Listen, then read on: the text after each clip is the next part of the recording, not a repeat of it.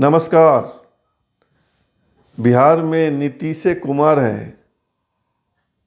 नीतीश कुमार ने देर से ही सही जनता को धन्यवाद कह दिया है और एक दिन देर से ही देश के प्रधानमंत्री नरेंद्र मोदी ने भी कह दिया है कि बिहार में सरकार नीतीश कुमार के नेतृत्व में बनेगी। लगातार 7वीं बार मुख्यमंत्री नीतीश कुमार ही बनेंगे, लेकिन अंदर खाने कुछ और चल रहा है। और आज इंडियन एक्सप्रेस अंग्रेजी के अखबार ने एक खुलासा भी किया है। इंडियन एक्सप्रेस ने आज एक बड़ी सी खबर छापी है और कहा है कि नीतीश थोड़े बेचैन हैं, डेमोरलाइज फील कर रहे हैं कि उनकी पार्टी को 43 सीटें मिली, सिर्फ 43। 28 का घाटा हो गया पिछली बार की तुलना में।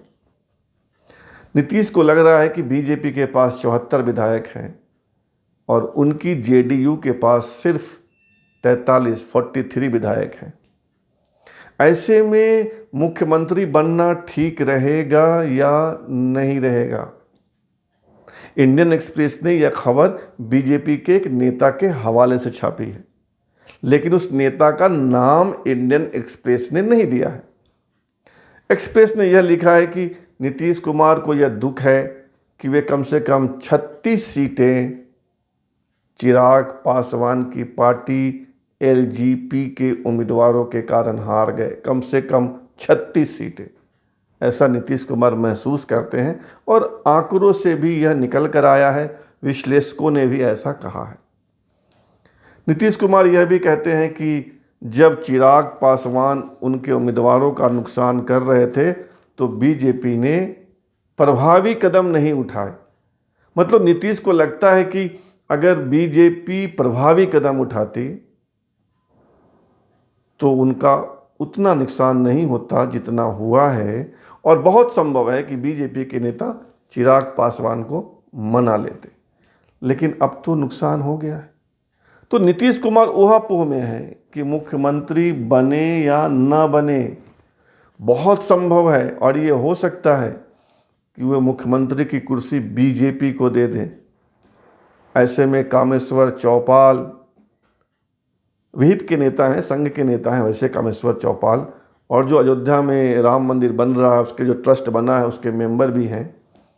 अयोध्या में पहली ईंट उन्होंने ही रखी थी जब वहाँ बाबरी मस्जिद का विध्वंस हुआ था।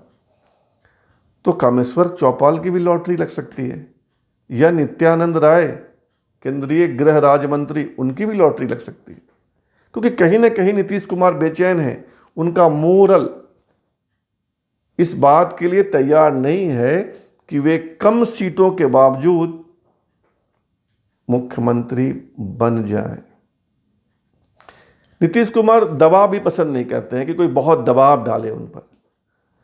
तमाम विश्लेषक बता रहे हैं कि नीतीश कुमार को यह भी लग रहा है कि उनके पास चूंकि सीटें कम हैं और बीजेपी के पास ज़्यादा है, तो बात बात पर बीजेपी के लोग दबाव बनवाएंगे, दबाव बनाएंगे। जैसे अभी शुरू हो गया है कि स्पीकर का पद बीजेपी को चाहिए। अभी लगातार 15 साल से विधानसभा अध्यक्ष यानी स्पीकर का पद जेडीयू के पास था। अब बीजेपी अपना स्पीकर बैठाना चाहती है, क्योंकि जब सीटों का अंतर पक्ष विपक्ष में कम हो तो स्पीकर की भूमिका बहुत महत्वपूर्ण हो जाती है। नीतीश कुमार ऐसा नहीं चाहते हैं कि स्पीकर बीजेपी का हो। तो एक कसमकस जारी है, कसमकस दोनों पार्टियों के बीच भी है और कसमकस नीतीश कुमार के अंदर भी है कि मुख्यमंत्री बनूं ना बनूं, बनूंगा तो क्या होगा, क्या क्या हो सकता है, ना बनूं तो क्या दिक्कतें हो सकती हैं। बहुत संभव है नीतीश कुमार केंद्र की राजनीति में चले जाएं और मुख्यमंत्री की कुर्सी नित्यानंद राय को मिल जाए, कामेश्वर चौपाल को मिल जाए या किसी बीजेपी के दूसरे नेता को मिल जाए। दावेदारों की कमी वहाँ नहीं है। हालांकि जिस बीजेपी के नेता के हवाले से इंडियन एक्सप्रेस ने खबर छापी है उसने यह भी कहा है कि बीजेपी के नेता उनको आश्वस्त कर रहे हैं कि आप मुख्यमंत्री बनिए, कोई परेशानी नहीं होगी। अब देखिए कि नीतीश कुमार तमाम दिक्कतों को समेटते हुए मुख्यमंत्री बनते हैं या अपने अंदर अपनी अंतरात्मा की आवाज़ सुनते हैं कि कम सीट होने पर मुख्यमंत्री नहीं बनना चाहिए। अभी बताया गया है कि 16 नवंबर को वो मुख्यमंत्री पद की शपथ लेंगे। इंतज़ार कीजिए, हो सकता है कि 16 नवंबर को बीजेपी का कोई नेता मुख्यमंत्री पद की शपथ ले रहा हो, लेकिन अभी पक्के तौर पे कुछ नहीं कहा जा सकता। उसके लिए करना होगा इंतज़ार।